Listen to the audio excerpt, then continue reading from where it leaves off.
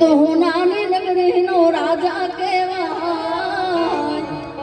એની આંખોમાં દુનિયા આખી દેખાય મારા છાકરના તેજની વાત ના કરાય જ્યાં પગ મેલે ત્યાં અજવાળા થાય લેર લાગી ઠાકરના નામની